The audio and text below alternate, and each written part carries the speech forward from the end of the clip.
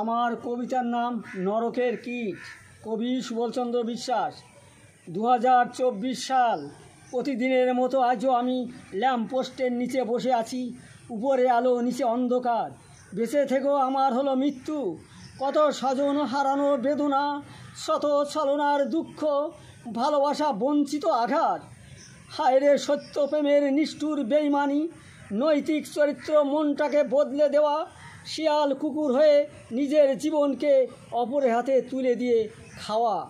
টাকা দিয়ে টাকা বাড়ানো, টাকার জালিয়াতি, চালে কাকড়, তেলে ভেজাল, দুধে জল, ঘিতে দোতলা বাড়ি। মদ জুয়ারু পরনারী, খেলছে ওরা কত ছিনিমিনি, করছে বহু রকমের চুরি।